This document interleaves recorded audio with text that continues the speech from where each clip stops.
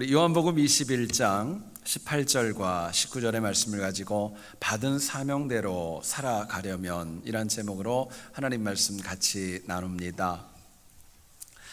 이 세상에서 일하는 일꾼들을 사람들은 세 가지로 구분하여 이야기를 합니다. 첫 번째는 자기 일에 대한 성취, 자기만을 위해 일하는 일꾼이 있습니다.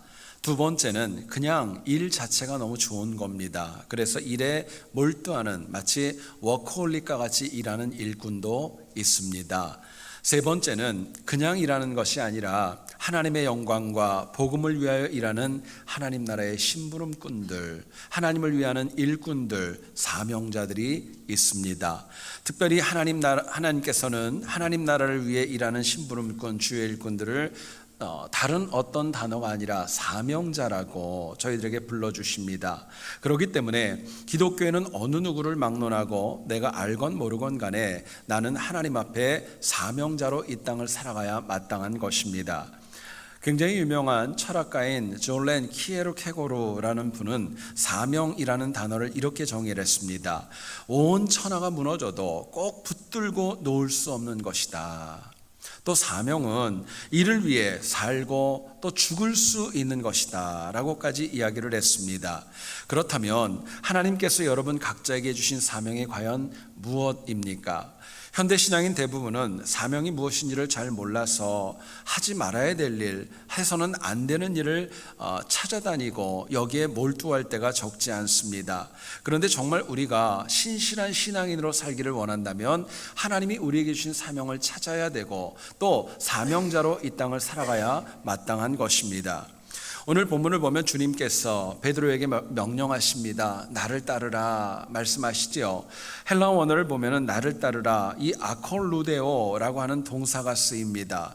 참 특이한 것은 예수님께서 과거에 매일같이 하루 벌어 하루 먹고 살아가는 베드로를 부르실 때 아콜루데오 나를 따르라 말씀하셨고 사람 낚는 어부가 되라고 소명을 주실 때 이 단어를 사용하셨습니다.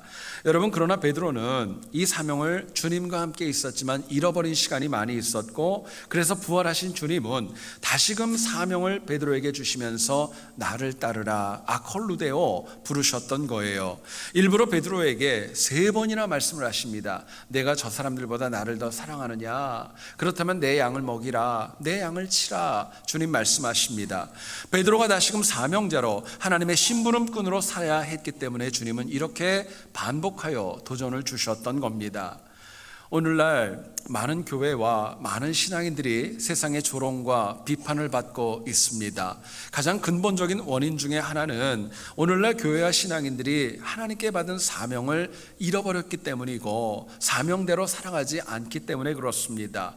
여러분 우리가 사명을 잃어버리면 천국으로 가는 삶의 방향 감각이 상실하게 됩니다. 흐트러지는 거예요. 또 사명을 잃어버리면 아닌 줄 알면서도 기도와 말씀과 헌신과 봉사를 잃어버리고 상처와 시험에 빠져서 귀중한 시간을 낭비하고 아픔 가운데 허덕일 때가 더 많이 있습니다.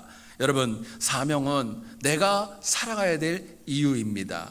또 사명은 넘어진 나를 다시금 일으켜 세우는 하나님의 은혜이기 때문에 신앙인이라면 우리가 반드시 사명을 붙잡고 살아가야 합니다. 때로는 어렵고 힘들고 또 이민자의 삶이 버거워도 사명대로 살아갈 때 그 인생에 하나님 주시는 상급과 열매가 있기 때문에 그렇습니다.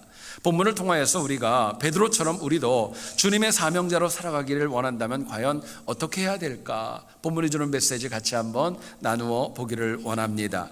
첫 번째로 생각할 것은요, 우리가 받은 사명대로 살아가기를 원한다면 우리가 점점 더 성장해 가셔야 돼요. 영적으로 성장해 가셔야 나에게 주신 사명을 제대로 감당할 수 있기 때문에 그렇습니다. 본문에 등장하는 베드로는 예수님을 만나기 전이나 또 심지어 주님을 만난 이후에도 본문 18절의 말씀과 같이 스스로 띠를 띠고 원하는 곳으로 다닐 때가 얼마나 많이 있었는지 모릅니다. 그런데 오늘 본문의 사건 이후로는 베드로는 본인이 원하지 않는 곳으로 자신이 이끌려가고 자신을 데려가도 이것을 거부하지 않고 따라가게 되었습니다. 과거에는 말로만 십자가를 지겠다고 장담을 하고 허세를 떨었지만 이제는 정말 생명을 걸고 십자가를 따라가야 되는 숙제가 그 앞에 놓였던 거예요. 이처럼 베드로가 주님의 사명자답게 살기를 원한다면 과거에 미숙했고 호언장담했던 그런 많은 것들 벗어버리고 변해야 되어졌습니다. 바뀌어야 됐어요. 그리고 성령을 체험한 다음에 그 영혼이 베드로가 성장한 이후에야 비로소 진정한 사명자로 이 땅의 삶을 살아갈 수 있었던 것입니다. 실제로 베드로는 유대의 전승을 보면 십자가에 죽었는데요, 거꾸로 매달려 죽을 정도로 깊게 또 끝까지 성장의 삶을 영적으로 이루어 나아갔다고 합니다. 여러분, 사명은 하나님께서 나를 이 땅에 보내신 목적입니다. 내가 지금 호흡하고 있다면, 내가 걸어다닐 수 있다면 아직 나는 감당해야 될 사명이 있는 것입니다. 그런데 내가 만약에 영적으로 침체가 되어져 있고 시험에 들어 있고 상처에 빠져 있다면 우리는 절대로 사명대로 살아갈 수 없게 됩니다. 달리 말하면 내가 영적으로 성장해 나가고 영적으로 깊어져야 하나님이 나에게 주신 사명을 더욱더 힘있고 능력 있게 감당해 나갈 수 있는 것입니다. 여러분, 만약에 지금 내 신앙이 하나님에게로 날마다 가까이 가고 예배드림에 기쁨이 있고 말씀에 대한 깨달음이 있습니까? 그렇다면 그 기쁨과 은혜와 사명의 길을 끝까지 지키셔야 됩니다. 그런데 만약에 여러분들 가운데 매사가 좀 귀찮고 힘들고 원망이 더 많이 있으세요? 영적으로 퇴보하고 있거나 아니면 그대로 답보 상태에 있다는 증거입니다. 그렇다면 빨리 내 신앙을 점검하셔야 되고 내가 영적으로 성장할 수 있도록 새로운 결단과 기도의 자세가 우리에게 필요한 것입니다. 자, 그렇다면 우리가 사명을 받은 사람답게 점점 더 성장해 가려면 과연 어떻게 해야 될까? 뭐가 필요할까? 본문은 저희들에게 이렇게 말씀합니다. 우리가 항상 주변 사람들을 살리고 세우면서 살아갈 때 우리가 성장할 수 있고 사명도 감당할 수 있다고 말씀합니다. 오늘 본문을 보면 예수님은 너무너무 주눅들어 있고요, 또 면목도 없고 근심에 빠져있는 베드로에게 내가 나를 사랑하느냐, 내 양을 치라 3번이나 반복해서 말씀하십니다. 여기서 주님 말씀하시는 내용 가운데 양을 치라, 양을 먹이라, 이 내용이 과연 무슨 의미일까요? 다른 것이 아니라 주님 앞에 나오는 주님의 백성들을, 그들을 살려주고 그들을 세워주고 그들을 말씀으로 격려하며 양육하라는 의미였던 것입니다. 과거의 베드로는 주변 사람은 물론이고 주변에 있는 동료들조차도 살리기는커녕 자기 혼자만 나서려고 했고 자기 주도적인 삶이 얼마나 많았습니까? 혼자만 크고자 나설 때도 적지 않았습니다. 그 결과 베드로는 다른 사도들은 물론이고 예수님까지 버리고 자기 혼자 살겠다고 도망을 갔던 그 모습까지 가고 말았습니다. 그런데 이랬던 베드로가 다시금 성장하고 사명을 받기를 원했다면요, 주변의 주님의 양들을, 그들을 살리고 세워야 했던 거예요. 자신처럼 넘어진 양떼들에게 하나님의 말씀인 꼴을 먹이고 희생과 수고를 해야 마땅했던 것입니다. 실제로 베드로는 성장하면 성장할수록 주변에 있는 많은 영혼들을 살리고 세울 수 있었다고 성경은 증언합니다. 여러분, 우리가 여기 생각할 단어가 있습니다. 성장이라는 단어입니다. 특별히 그냥 키가 큰다는 의미가 아니라 영적으로 깊어지고 영적으로 성장하는 거예요. 이 영적인 성장은 나 혼자만 알고 나만 인정하는 내 삶의 변화가 아닙니다. 성장은요, 자타가 공인하는 거예요. 더 중요한 것은 하나님도 인정하는 성장이 있어야, 변화가 있어야 지속적으로 주변에 있는 사람들을 세우고 살려나갈 수 있는 것입니다. 실제로 연약했던 사도들, 주님을 버리고 도망갔던 사도들이 성령 하나님을 체험한 다음에 그들은 과거와 다르게 자타가 공인하게 하나님도 인정할 정도로 변화되었고 영적으로 성장을 했고 많은 영혼을 살리며 세울 수 있었습니다. 여러분, 일반적으로 사람이 미숙하고 연약할수록 자기만 알게 됩니다. 남을 세우기보다는 내 중심적이에요. 그리고 열정이 있기는 있어도 자기만 알고 미숙한 영혼의 특징이 있다면 더 많은 사람들을 아프게 하고 시험 들게 하고 넘어뜨릴 수 있는 것입니다. 안타까운 것은요, 가만히 보면은 본인이 미숙한 거는요, 남들은 다 아는데 자기만 몰라요. 자기는 잘하고 있다고 생각할 때가 얼마나 많이 있는지 모릅니다. 여러분, 그런데 사람은요, 영적으로 깊어지고 영적으로 성장하면 성장할수록 더 주님을 본받게 되어지고 더 많은 사람을 살리고 세울 수 있는 것입니다. 여러분 잘 들어보세요. 사람은 영적으로 성장하면은요, 주변에 있는 사람들의 아픔을 품어줍니다. 진심으로 아파합니다. 성장하면 성장할수록 나와 다른 영혼을 하나님의 마음과 하나님의 눈으로 보고 품어줄 줄 압니다. 이처럼 우리가 성장하면은요, 내 인생이 바뀌고 내 주변이 바뀌고 내 가족과 내 직장과 내가 섬기는 교회와 우리가 속한 사회까지도 바꾸어 나갈 수 있는 것입니다.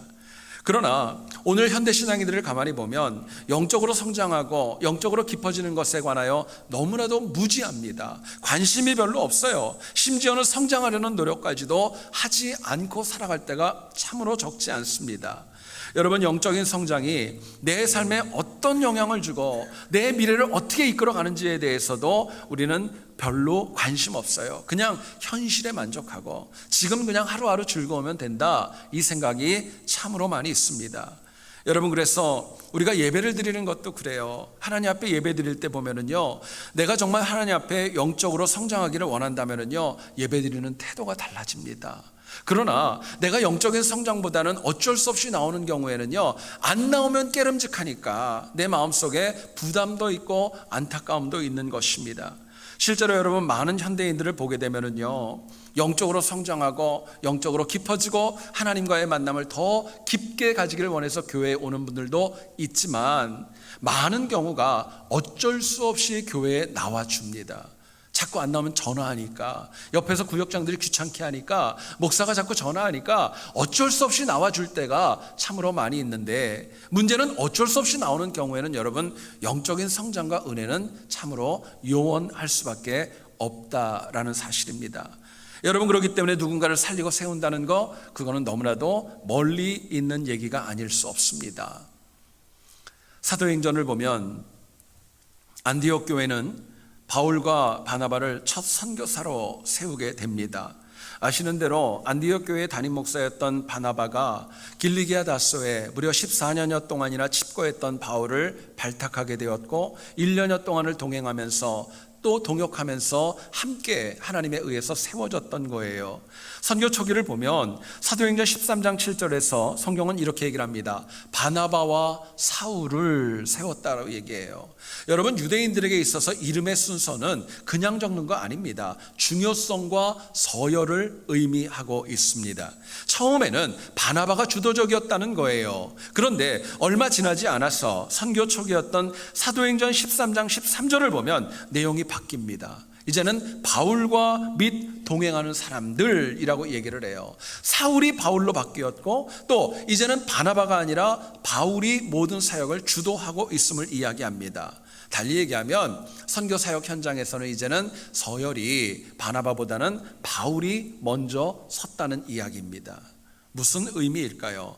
여러분, 바나바가 바울을 발탁하지 않았어요? 그런데 생각해 보면 바나바가 보니까 선교에 대한 바울의 열정이 훨씬 더 깊고 훨씬 더 뜨거웠고 헌신하는 모습을 바라보았고, 바울을 세워주고 높여주었기 때문에 그 주도권이 바뀌었던 거예요.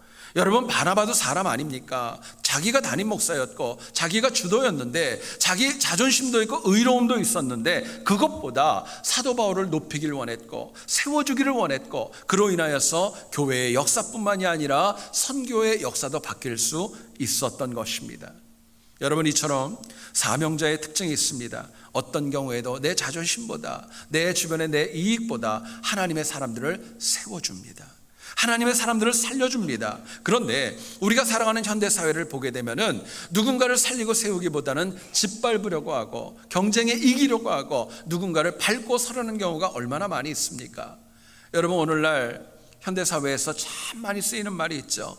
갑을관계라는 말, 여러분 얼마나 많이 씁니까? 누구는 갑이고 누구는 을이고, 이런 얘기를 참 많이 써요. 심지어는 누구는 금수저이고 누구는 흙수저이고, 여러분, 이 단어 속에는 서로를 편파적으로 보는 것이고 사람을 세우는 것이 아니라 사람을 차별을 하기 때문에 상처받고 아파할 수밖에 없는 것입니다. 근데 여러분, 제 얘기를 잘 들어보세요. 하나님은 우리 모두를 다 사랑하십니다. 차별하지 않습니다. 그런데 하나님께서는요, 누군가를 세워주는 영혼, 살리는 영혼, 하나님의 뜻에 맞게 사랑하는 영혼을 더 힘있게 은혜를 주시고 동행해 주시는 것입니다. 2차 세계대전이 한창일 때에 히틀러를 향한 독일 교회의 의견은 크게 두 가지로 양분되어졌다고 합니다. 어떤 분들은 그렇게 얘기를 했대요. 미치광이 운전자가 많은 사고를 내면서 여기저기 부딪히면서 사고를 내고 있기 때문에 그 운전자를 반드시 운전석에서 끄집어 내려야 된다, 강하게 이야기를 했습니다. 심지어 그들은 하나님을 믿는 사람들이었음에도 불구하고 히틀러에 대한 암살 계획까지도 세웠다고 합니다. 그런데 또 다른 부류도 있었습니다. 그들의 생각은 처음 부류와 완전히 달랐어요. 이렇게 얘기를 했답니다. 우리도 히틀러가 좋지 않다, 히틀러가 싫지만 그러나 무엇보다도 먼저 히틀러에게 예수 그리스도가 당신을 위해 죽었다는 것을 먼저 전해줘야 된다고, 복음을 전해야 된다는 것을 강조했다고 합니다. 여러분 잘 들어보세요. 하나님이 우리 각자에게 나름대로의 권세를 주셨습니다. 나름대로 은혜를 주셨습니다. 내가 가지고 있는 뭔가의 특권과 힘을 주셨어요. 근데 그것을 주신 이유가 있다면 누군가를 넘어뜨리고 누군가를 폄하하는 것이 아니라 그 영혼을 세워주고 살려주고 하나님의 영광을 위해 사람을 세워가라고 저희들에게 주신 것입니다.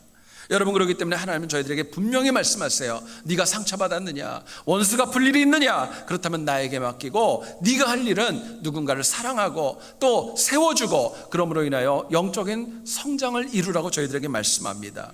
여러분, 아직 늦지 않았어요. 이제부터라도 우리 각자가 이전보다 더 성장하고 자라감으로 인하여서 불평과 원망과 악담과 비교가 아니라 더 많은 영혼을 살리고 세우는 영적인 성장이 우리 모두에게 있기를 주의 이름으로 축원드립니다. 두 번째로 생각할 것은요, 우리가 받은 사명대로 살기를 원한다면 내 삶이 하나님 안에 있다는 것을 잊지 마셔야 돼요. 하나님 안에 살아가고 하나님 밖이 아니라 하나님 안에 있을 때에 사명자로 살아갈 수 있다는 것입니다. 본문 19절을 보시죠. 이 말씀을 하심은 베드로가 어떠한 죽음으로 하나님께 영광을 돌릴 것을 가리키심이라 말씀합니다. 사도 요한이 요한복음을 기록한 시기는 기원 후 약 90년경이었다고 이야기를 합니다. 이미 베드로는 하나님께 받은 사명대로 헌신하고 충성하여서 십자가에 거꾸로 죽어 순교한 이후로 많은 시간이 흐른 상황이었습니다. 그런데 오늘 본문의 베드로를 가만히 보세요. 베드로는 여전히 주님 앞에 면목이 없습니다. 부끄러웠어요. 그리고 큰 근심 가운데 어쩌면 주님을 똑바로 쳐다보지도 못했을지도 모르겠습니다. 그런데 주님은 그런 베드로에게 얘기를 합니다. 내가 앞으로 훗날 이제 되어질 미래에는 네가 원하지 않는 곳으로 네가 아마 끌려갈 거야. 과거에는 네 마음대로 살았지 이제는 바뀔 거야 얘기를 하십니다. 심지어는 베드로가 어떻게 죽을지까지도, 십자가에 거꾸로 죽을지도 주님은 알고 계셨던 겁니다. 여러분, 중요한 인사이트가 있어요. 예수님은요, 베드로가 과거에 어떻게 살았는가 아셨습니다. 지금 주님을 향하여 면목 없는 그 모습도 아셨습니다. 미래의 그 영혼이 어떻게 사역을 할 것이고 어디로 끌려갈 것이고 어떻게 죽을지도 다 알았습니다. 결국 베드로가 부족했지만 이처럼 주님의 은혜 가운데, 주님 주시는 그 능력 가운데 곁길로 벗어나지 않는다면 그 모든 은혜와 사명을 베드로는 감당할 수 있었던 거예요. 예레미야 1장 5절을 보면 이런 말씀이 나옵니다. 내가 너를 모태에 짓기 전에 너를 알았고 내가 배에서 나오기 전에 너를 성별하였고 너를 여러 나라의 선지자로 세웠노라. 예레미야에게 주님 말씀하십니다. 여러분, 여기서 주목해야 될 말씀이 있습니다. 예레미야가 모태에 조성되기 전부터 하나님은 예레미야를 예비하셨다는 거예요. 참 놀라운 말씀입니다. 그런데 이 말씀의 의미는 예레미야뿐만이 아니라 부족하고 연약하지만 바로 나도, 우리도, 우리 각자도 모태에 조성되기 이전부터 주님이 나를 아셨고 나를 태중에 있을 때도 함께 하셨고 우리를 하나님의 백성으로 선택하셨다라는 은혜입니다. 여러분, 여기서 하나님께서 내 모든 것을 아신다는 의미가 무슨 뜻일까? 내가 연약해도 때로는 곁길로 가도 끝까지 나를 주님이 책임지시겠다는 약속입니다. 여러분, 그렇기 때문에 내가 사명을 잃어버리는 이유가 있습니다. 내가 하나님 안에 있지 않는 거예요. 하나님이 내 삶과 무관한 것입니다. 하나님과 내가 멀리 있는 것입니다. 하나님 밖에 있기 때문에 하나님 주시는 사명으로부터 내가 은혜를 못 받는 거예요. 그러나 역으로 하나님 안에 있는 영혼은 절대로 하나님 주시는 사명에서 멀어질 수 없고 사명 가운데 승리할 수밖에 없다고 저희들에게 말씀합니다. 자, 그렇다면 우리의 삶이 하나님 안에 있기 위하여 어떻게 살아가야 될까요? 주 안에 있기 위해 뭐가 필요할까? 본문은 저희들에게 이렇게 말씀합니다. 우리가 항상 예수 그리스도의 발자취를 따라 살아가는 것입니다. 세상이 악할수록 주님이 걸어가셨던 길을 따라가는 지혜와 결단이 필요합니다. 오늘 본문에서 주님은 넘어지고 아파하고 낙담했던 베드로를 격려하시면서 얘기를 하십니다. 나를 따르라, 아콜루데오 말씀하셨어요. 이 나를 따르라, 아콜루데오라는 이 단어는 베드로를 부르는 동시에 앞으로 베드로가 어떻게 누구를 따라가야 되는지를 보여주시는 그 명령이 그 안에 있었던 것입니다. 사도행전을 저희들이 읽어보면 초반의 부분은 주인공이 베드로였습니다. 베드로가 여러분 어떻게 사역을 했죠? 철저하게 예수님을 따라서 발자취를 따라갔습니다. 주님처럼 말씀을 전했습니다. 주님의 은혜로 많은 병자를 세웠고 죽은 자를 살릴 정도로 주님의 그 십자가의 자리까지 가기까지 예수님의 발자취를 한 걸음 한 걸음 뚜벅뚜벅 걸어갔던 거예요. 그렇게 베드로는 예수님의 발자취를 온전하게 따라감으로 인하여서 주님 앞에 받은 사명을 완수할 수 있었고, 또 세상의 힘과 어려운 그 많은 가운데에서도 흔들리지 않았다고 저희들에게 말씀합니다. 여러분, 우리 연약한 인간은요, 내 삶을 무엇이 지배하느냐에 따라서 그 지배하는 것만 바라보고 그 지배하는 것을 뒤따라갈 수밖에 없는 특징이 있고 연약함이 있습니다. 실례로 한번 생각해 봅시다. 여러분, 돈을 쫓아가고 돈에 사로잡힌 영혼들은 뭐밖에 안 보일까요? 돈밖에 안 보여요. 명예를 좋아하는 분들은요, 명예밖에 보이지 않아요. 권력을 쫓아가는 분들은요, 권력밖에 보이지 않아요. 제가 대학교 1학년, 2학년 때까지만 했었는데 대학에 가니까 다른 것보다도 당구 치는 게 그렇게 재밌더라고요. 그래서 가끔 수업도 좀 빼먹고 가서 이렇게 당구를 열심히 쳤어요. 문제는 뭐냐면요, 육교에서 이렇게 내려오다가 사람들 머리를 보면은요, 이게 사람으로 안 보여요. 당구공으로 보여요. 아, 이때 이렇게 치면 되겠구나, 이게 저렇게 치면 되겠구나. 제가 저를 생각해서 참 많이 한심했던 기억이 있습니다. 근데 여러분 아세요? 우리가 좋아하는 것만 쫓아가는 거 아니에요. 내가 좋아하는 사람도 쫓아가는 거예요. 악인인 줄 알아요. 틀린 줄 알아요. 그럼에도 불구하고 내가 그 사람을 쫓아가서 똑같이 악행을 저지를 때가 적지 않은 연약함이 우리 모두에게 있는 것입니다. 여러분, 그런데 잊지 마세요. 우리가 진정으로 따라가야 될 사람, 우리가 진정으로 발자취를 쫓아가야 될 사람은 예수 그리스도입니다. 진짜 사명자는 예수 그리스도의 발자취를 쫓아갑니다. 힘들고 어려워도 주께서 걸어가신 길을 떠나지 않습니다. 미혹이 있고 박해가 있고 누군가가 좀 뭐라 그러고 시험이 들고 상처가 들어도 주님을 따라가는 그 발자취를 따라가는 것은 절대로 바뀌지 않는 것입니다. 여러분, 이처럼 언제나 주님의 발자취를 따를 때 하나님께서 우리에게 선한 동역자를 붙여주십니다. 주님이 앞서가십니다. 하나님의 시간, 하나님의 방법, 하나님의 사람들을 통하여 우리의 길을 형통한 길로 인도해 주십니다. 그러나 너무나도 많은 신앙인들이 주님의 발자취를 따라가야 된다는 거 모르지 않지만 머리로만 알고 있고 그냥 지식으로만 알고 있고 내 삶은 실제로는 세상을 따라갈 때가 너무나도 많이 있음이 문제입니다. 어떤 분들은 그렇게 얘기하더라고요. 주님의 발자취를 따르는 것은 목회자들이나 해야 되는 것이라고, 교회 중직자만 해야 된다고, 은혜 받은 사람의 전유물이라고 착각하기도 합니다. 여러분, 그러나 공부의 왕도가 없는 것처럼 악한 세상에서 사명자로 살기 원한다면요, 예외 없이 왕도가 없는 것처럼 반드시 예수 그리스도의 발자취를 따라 살아가는 것이 너무나도 필요하고 중요한 도전입니다. 최근에 제가 한국 100주년 기념교회를 목회하시는 이재철 목사님의 설교를 참 열심히 듣고 다니는데, 그분의 설교를 듣는 가운데 제 마음속에 굉장히 큰 도전과 또 깨달음이 있어서 그 이야기를 좀 소개하기를 원합니다. 그분이 설교 가운데 이렇게 얘기를 하시더라고요. 신약 성경은 27권입니다. 처음은 마태복음, 마가복음, 누가복음, 요한복음으로 시작되어지고 5번째 책이 사도행전으로 시작이 됩니다. 이야기를 하시면서 질문합니다. 왜 성령 하나님께서 신약 성경의 배열을 했을 때 앞에 복음서를 대고 나중에 사도행전을 세웠을까? 그 이야기를 묻더라고요.